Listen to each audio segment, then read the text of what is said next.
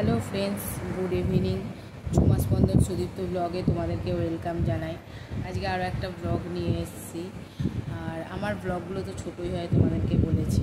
তো আজকের ব্লগটা হচ্ছে একটু অন্যরকম। তোমরা কেউ স্কিপ করো না, পুরোটা দেখো প্রথম থেকে শেষ পর্যন্ত। তো এখন গুড ইভিনিং বলা ভুল, এখন হচ্ছে রাত্রি 9টা বাজে।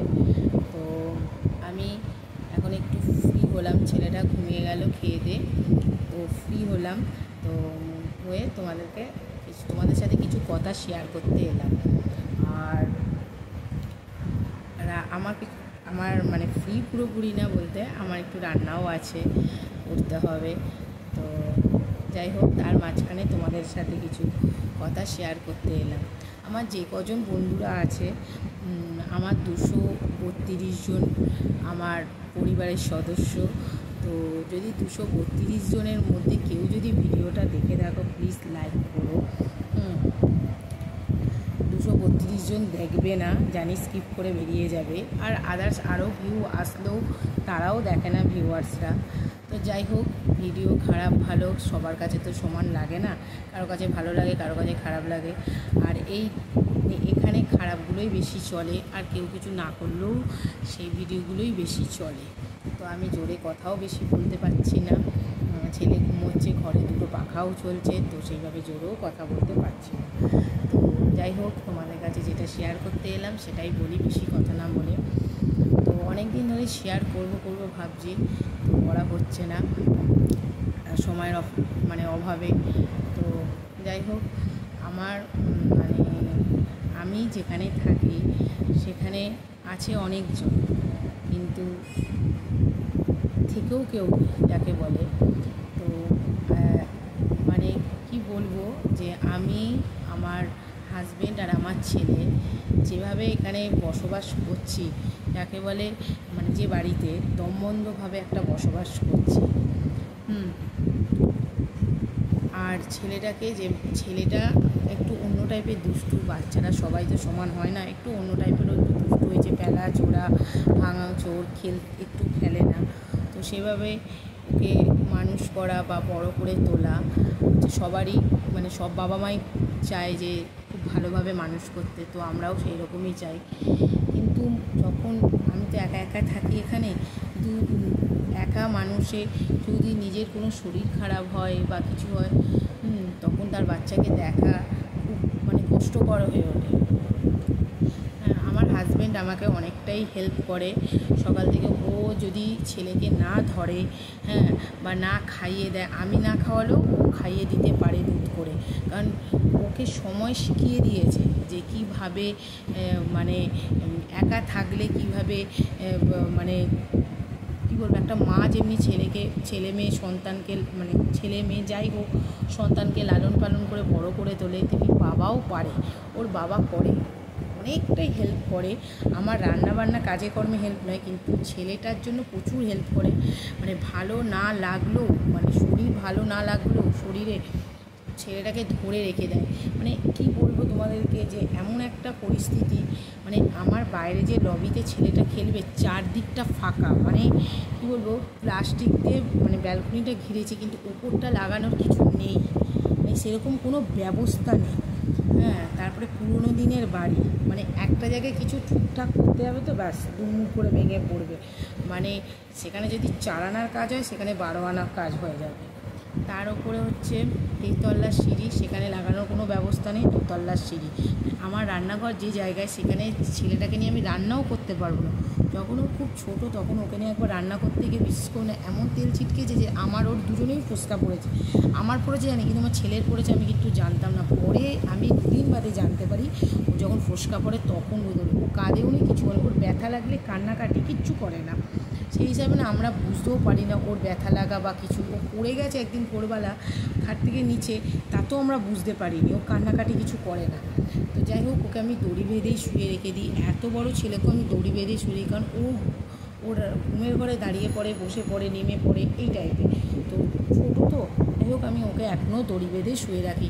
যখন ওর 8 মাস বয়স, তখন থেকে এখন পর্যন্ত, ওর 1.5 বছর বয়স হয়ে গেছে, ওকে আমি দড়ি বেঁধে শুয়ে দিই। তা যাই হোক, মানে কি বলবো, মানে আমার খুব খারাপ লাগে মাঝে মধ্যে যে বাড়িতে ওর তো ঠাম্মা দাদু নেই, দুজনেই মারা গেছে মানে আমার বিয়ের আগে। তো বাড়িতে যারা আছে, আমি এই মুহূর্তে নাম নিচ্ছি না যেহেতু এটা সোশ্যাল মিডিয়া, কে কোথা থেকে ভিডিওটা দেখবে আমি জানিও না। তো বাড়িতে যারা যে মুহূর্তে আছে, বলে না একটা বাচ্চা থাকলে রাস্তার লোকও ডেকে কথা বলে, ওর মানুষকে খুব ডাকে, ওই ওই করে ডাকে, তারাও ডেকে কথা বলে।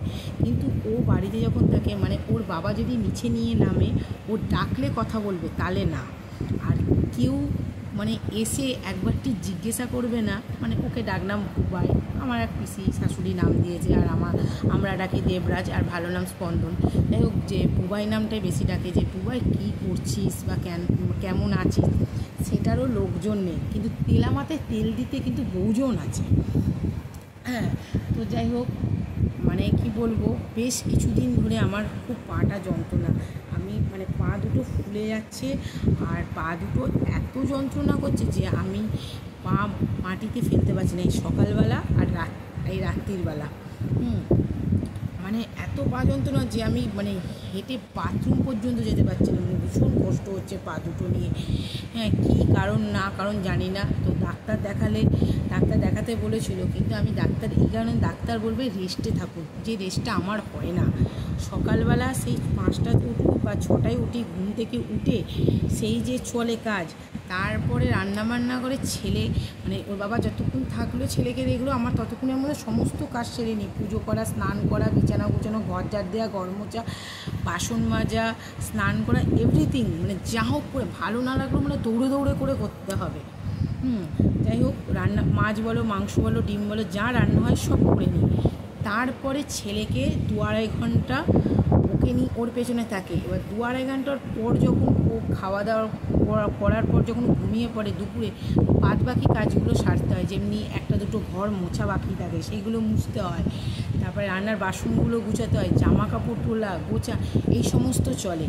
ঠিক আছে, তারপরে তার মধ্যে ও ঘুম থেকে উঠে যায়, উঠে ব্যাস আমাদের দুপুরের ঘুম আর হয় না। এবার ধরো দুপুর থেকে বিকেল ধরো আর 2-2:30, কখনো বাপের বাড়ি যাচ্ছি, কখনো কিছু টুকটাকি কেনাকাটি করতে, সেই থেকে সন্ধে পর্যন্ত, কখনো 7টা, কখনো 8টা, 8:30, ওই পর্যন্ত ওকে নিয়ে চলে। তার মধ্যে 1 ঘন্টা ওর বাবা যখন চলে আসে, 1 ঘন্টা ওর বাবা রাখে, আমি সন্ধে দিই বা চা করে দিই ওর বাবাকে, যা যা করার, ছেলের খাবার দাবার টুকটাকি সব করে নিই। এই যে 8টা 8:30 ঘুমো, তারপরে কী করি যে মানে তোমাদেরকে কোনো ব্লগ শেয়ার করতে পারি না। আমি তোমাদের আগেও বলি, আমার কোনো স্ট্যান্ড নেই, বা ফোনটা ধরো কোনো জায়গায় রেখে ব্লগ করবো, যে ছেলেটা ফেলে দেবে, সেই জন্য আমি করতে পারি না। যাই হোক, তোমাদের দেখাতে পারি না, তোমাদের ইচ্ছা যে আমি দেখাবো তোমাদেরকে আমি সারাদিনে কী কাজ করি। তারপরে সন্ধেবেলার মানে এই 8টা 8:30 পর, তারপরে ধরো আমি একটু জলখাবার খাই, ঠাকুরের বাসন কোসন থাকলে মাজি, জামা কাপড় ছেড়ে, তারপরে আগামীকাল কি রান্না করব তার সরঞ্জাম করি। তারপরে তো টুকটাকি ঘরে জিনিসপত্র মোছামুছি, পয় পরিষ্কার, সেগুলো করি আমি। হ্যাঁ, ওই দৌড়োতে দৌড়োতে চলে। কখনো ভাত বসিয়ে বিছানা গুছাতে আসছি, কখনো এমনও আছে ভাজা নাড়তে নাড়তে গ্যাস স্টিম করে ছেলেকে স্নান করছি, ভাজাও পুড়ে যায়, এরকমও হয়। তো আমার মানে আমি অনেককে দেখেছি যে বাচ্চাকে নিয়ে লোকে কাজকর্ম করে, হ্যাঁ, কিন্তু আমি করতে পারি না। তার একটা কারণ, আমার যেখানে রান্নাঘর, সেখান থেকে ও যদি বারান্দা গেলে ও সিঁড়ি থেকে পড়ে যাবে, চারদিকটা ফাঁকা। তোমাদের বাড়িটা না ঘুরে দেখালে বুঝতে পারবে না যে আমি কোন পরিস্থিতিতে রান্না করি। আমার পা দুটো এত ব্যথা, অত দূর থেকে আনাগোনা করতে হয়, মানে আমার পা দুটো বিষ ব্যথা হয়ে থাকে। হ্যাঁ, যাই হোক, ডাক্তার এই কারণে দেখছে না, ডাক্তার বলে ওষুধ খাওয়ালে কী হবে, ঘুম হবে প্রচুর, রেস্টে থাকতে হবে, যেটা আমার রেস্টও হবে না, আর ঘুমিয়ে থাকলে আমার হাজব্যান্ড আর ছেলে কোনো খাবার দাবার পাবে না। এমনও দিন গেছে যে মানে আমার জ্বর হয়েছে, কানে ব্যথা, মানে ভীষণ, আমি শুয়ে আছি, বাইরে থেকে খাবার কিনেছি, মানে আলু ভাতে ভাতটুকু করতে পারি, তখন ভাগ্যিস সেটা খাওয়া শেখেনি, অতটা ভাত খেত না, দুধ খেত। তো যাই হোক, মানে ভালো না লাগলেও ছেলেকে দেখতে হবে, এরকম তো চলেই। হ্যাঁ, তো ওই জন্য আমার মনে হয় যে আমি বাড়িতে আমার কেউ থেকেও আমার নেই, আর কখনো ভালো না লাগলে বাবার কাছে চলে যায়, বাবা মায়ের কাছে, ওই ছেলেকে একটু দেখাশোনা করে, আমি একটু রেস্ট পাই। আবার রাত্রিবেলায় ফিরে আসি, হয়তো বিকেল 5টা সাড়ে 5টায় যাচ্ছি, রাত্রি 9টা সাড়ে 9টা বাজে বাড়ি আসছি, ছেলে ঘুমোচ্ছে, খাওয়া দাওয়া, মানে এইভাবেই চলে যাচ্ছে। মানে বিশ্বাস করবে না, একদমই ভালো লাগে না। এমনকি যদি আমার জোরে বাথরুমও পেয়ে যায়, সে লোকও নেই আমার ছেলেকে দেখায় যে আমি বাথরুমটা পর্যন্ত চেপে রেখে দিই, রাত্রি ওর বাবা কখন বাড়ি ফিরবে তারপরে যাব। তারপরে একদিন এত শরীর খারাপ লাগছিল, মানে খেয়ে দিয়ে উঠেই ছেলের পেছনে দৌড়োতে আমার বদহজম হয়ে গেছে, আমি 2-3বার বমি করেছি।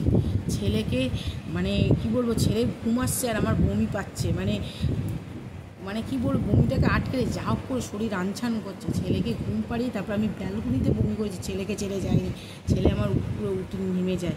মানে এইটা হচ্ছে আমার সমস্যা, কারণ আমার ছেলে বহুবার ওপর থেকে নিচে পড়ে গেছে, খাট থেকে বেঁধে রাখা সত্ত্বেও মানে খাটে ঝুলে পড়তো, এরকম ব্যাপার। এইগুলোতে এই যে খাটের যে দু সাইড হয়, ওখানে পা ঝুলিয়ে বসে থাকে। আমি অনেক মানে ওর মতন বয়সে বাচ্চারা মানে অন্তত একটু মানে বোঝে, ও বুঝেও কিন্তু ওর দুষ্টুমি এরকম।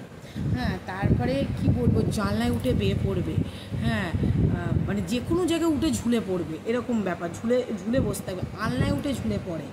হ্যাঁ, তো কী করবো, সব সময় ওকে চোখে রাখতে হয়।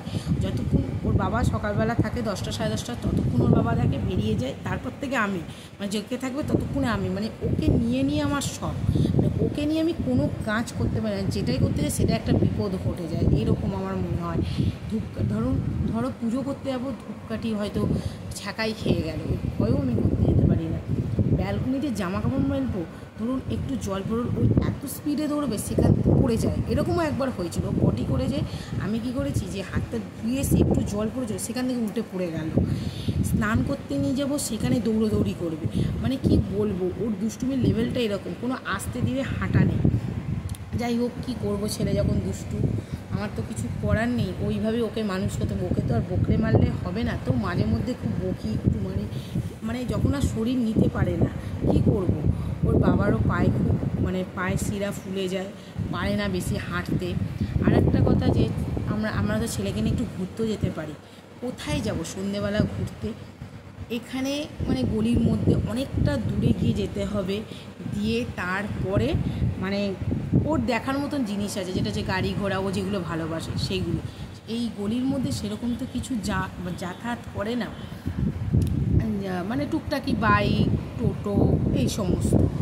হ্যাঁ, আর বেরোতে হলে আমাকে মানে 8-10টা তালা মেরে বেরোতে হয়, ওকে কোলে নিয়ে, ওকে যদি দাঁড় করায় ওইদিকে পালায়, ওদিকে পালায়, সেই জন্য আমি আর বেরোই না। মানে এমন একটা বাড়িতে থাকি, যাকে বলে এই বাড়িটা আমার দম বন্ধ। বাড়িটাই দেখতে বড়, হাজার একটা কাজ, কিন্তু কাজের আর শেষ নেই। 8 ঘন্টা লাগে আমার ঘর ঝাড় দিতে, মানে এই দুটো রুম, লবি, বারান্দা, রান্নাঘর। কিন্তু বারান্দা আমি একা ইউজ করি না, অনেকে ইউজ করে, কিন্তু পরিষ্কার করার কেউ নেই। যেহেতু আমি একতলা থেকে দোতলায় উঠে আমি একতলাটা কিছু করতে পারি না, কিন্তু দোতলাটার লোক বেশি ওঠে, দোতলায় বেশি লোক আনাগোনা হয়, নোংরা করে, কিন্তু পরিষ্কার করার কোনো লোক নেই।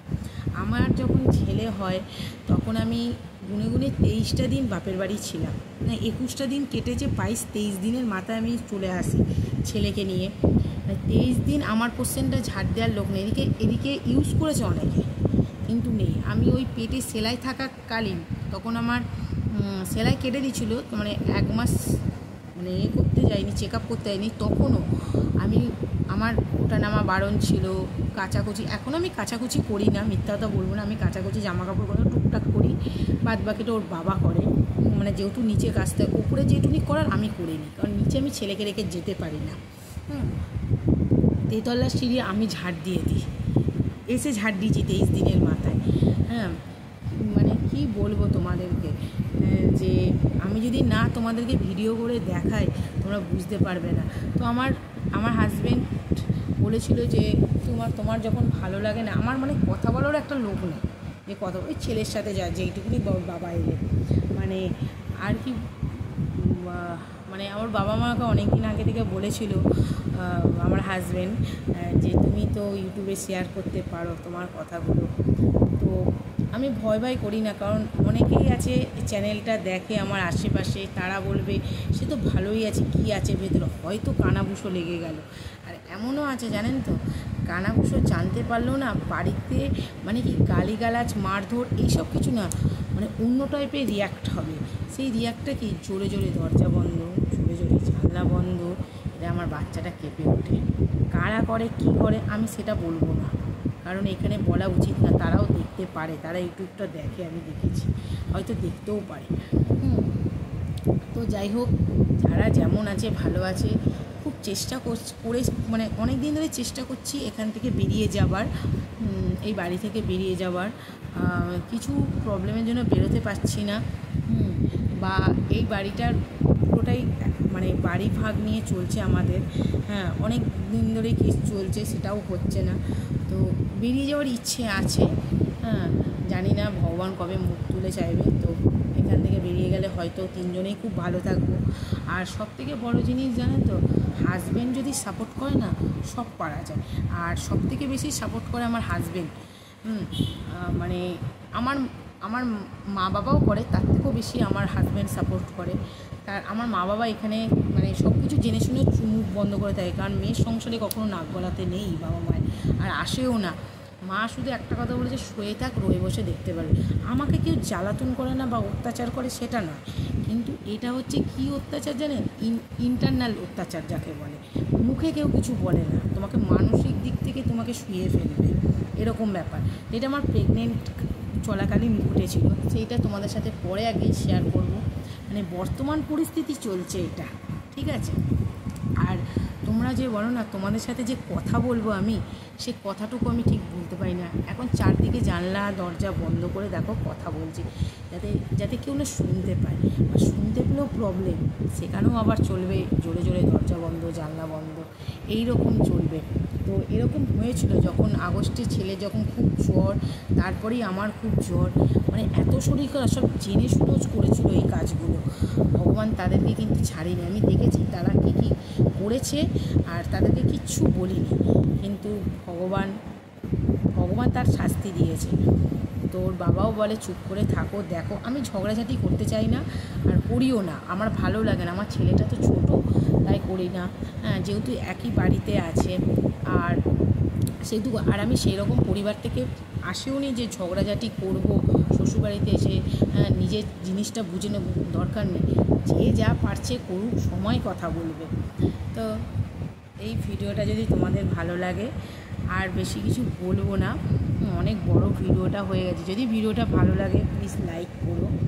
আর প্রেগনেন্টকালীন কী হয়েছিল সেটা তোমাদেরকে পরে একদিন শেয়ার করব, যেটা মানে আমি ভাবতেও পারিনি, কিন্তু ঘটেছিল আমার সাথে।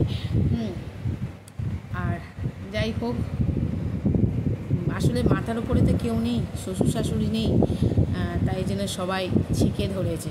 হ্যাঁ, ঠিক আছে, যে যেটা ভালো বুঝেছে সে সেটা করতে দিক। হ্যাঁ, আর বেশি দূর এইভাবে এগোনো যায় না, একদিন স্থিমিত হয়ে যায়, আমি জানি। তো যে যেটা পারছে করুক। আর ওর বাবা বলে তুমি তো মূর্খ নয় যে ঝগড়া করবে। ঝগড়া তারাই করে যারা মূর্খ, যারা বোঝে না, তারাই ঝগড়া করে। ওর বাবাও ঝগড়া করে না, আমিও ঝগড়া করি না, বা করতে পছন্দও করি না। তো এইভাবে আমাদের 5-6টা বছর কাটছে, আর জানি না কটা বছর, মানে এই বছর আগস্ট মাস গেলে 6টা বছর কাটবে। তারপরে জানি না এখানে আর এইভাবে কত বছর কাটবে। ছেলেটাকে ঠিকভাবে বড় করার এটাই আমাদের দুজনকার উদ্দেশ্য। তো এটা ফুলফিল করতে পারলেই হবে সার্থক। আর এখান থেকে বেরিয়ে যাওয়াটাই হচ্ছে আমাদের মেন কারণ। তো এই কথাগুলো আমি আমার বাবা মার সাথে কোনোদিন শেয়ার করিনি, আর বলেছি যে যাব, বেরিয়ে যাব, সেই রকম কিছু তো পরিস্থিতি পাচ্ছি না যে বেরিয়ে যাব, মানে হচ্ছে না আমাদের। বেরিয়ে গেলেই তো হয় না, বেরিয়ে যাওয়ার পরও অনেক কিছু কাজ থাকে। যাই হোক, আপাতত এখানে তো মাথা গোছার ঠাইও আছে, সেই জন্য মানে কি বলবো, যে সামনের দিকে এগোতে গেলেও ভয় লাগছে যে ছেলেটা তো বড় হচ্ছে, ওকে তো দাঁড় করাতে হবে। হ্যাঁ, সেই চিন্তায় আমি সামনের দিকে এগোতে পারছি না। নাহলে এই বাড়ি ছেড়ে আমরা অনেক দিন আগেই বেরিয়ে যেতাম। যাই হোক, এত বড় বাড়ি দরকার নেই, এত বড় বাড়ি ঘর দরকার নেই। যদি টালির ঘরও থাকে, নুন ভাত খেয়ে থাকি, সেখানেও সুখ আছে। কিন্তু এখানে মানে এত বড় বাড়িঘর, এত ভালো খাবার খেয়েও কোনো সুখ পাই না। হ্যাঁ, হাজব্যান্ডের কাছে অনেক সুখ আছে, কিন্তু পরিবারের সুখ নেই। মানে যাকে বলে ভয়ে ভয়ে দুরু দুরু করে থাকি, যাকে বলে এই বেরোবো, কী কী বলবে, কী কী করবে, এরকম নিজের বাড়ি থেকেই এরকম হয়, মানে কোনো স্বাচ্ছন্দ্য নেই।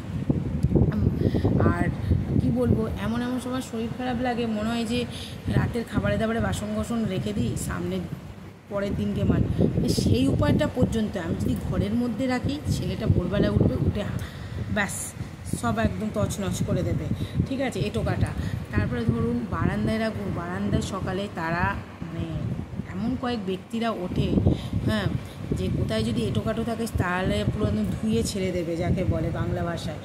রান্নাঘরে আমার কোনো স্পেস নেই, খুব ছোট একটা রান্নাঘর, মানে সেইভাবে আমার রাখার কোনো স্পেস নেই। স্পেস ছিল, মানে এখন ভ্যাটের গাড়ি এসে দুটো সঙ্গী বালতি করে, হ্যাঁ, সঙ্গী বালতি বলতে এটোকাটা যে বালতিগুলো হয়, মানে দুটো বালতি দিয়েছে। যারা কর্পোরেশন জায়গায় থাকো তারা জানবে, সেই একটা প্লাস্টিক পদার্থগুলো জমানোর জন্য, পচনশীল যেগুলো আছে, আর একটা সেই খোসা যাই হোক আনাজের এইসব, তো ওইগুলো রেখে আমার ব্লক হয়ে গেছে। এই কারণে আমি রাখতেও পারি না, মানে শরীর খারাপ লাগলেও মানে কি বলবো, কাজগুলো করে যেতে হয়। মানে এখানে অনেকে হয় না, শ্বশুর শাশুড়ির জন্য করতে হয়, নিজের জন্য সেরকম এখানে আমার কোনো প্রবলেম নেই, কেউ আমাকে বাধ্য করে না কাজের জন্য। কিন্তু আমার ভয় লাগে, যদি আমি রাখি, যদি কিছু প্রবলেম ঘটে যায়, তখন তো একদম ধুয়ে ছেড়ে দেবে। এরকম হয়েছে আমার সাথে, ঘটেছে। হ্যাঁ, মানে আমাকে ডেকে, সামান্য একটা লাইটের জন্য আমাকে ডেকে মুখ করে ধুয়ে চলে গেছিলো, 5টা থেকে 5:30 লাইটটা জ্বলেছিল বলে। বিয়ের পর আমি সব কিছু তখন জেনে উঠিনি। মানুষে তো বিয়ের পর তো লোকে মানে সব কিছু জানতে পড়তেই তো প্রায় 1 বছর কেটে যায়, আর আমাকে 3 মাসের মধ্যে আলাদা করে দিয়েছে। এরকম ভাবে নতুন বউ এসে আলাদা করলো, কিছু না, আমার শ্বশুর শাশুড়ি আলাদা করে, মানে জয়েন্ট ফ্যামিলি থেকে সব ভাগ হয়ে গেছে। যাই হোক, সেসব কথা বাদ দিই। তো আজকের ভিডিওটা যদি ভালো লাগে তাহলে প্লিজ লাইক করো, কমেন্ট করো। তো অন্য একটা ব্লগ নিয়ে আবার পরে আসবো। Tata, bye bye.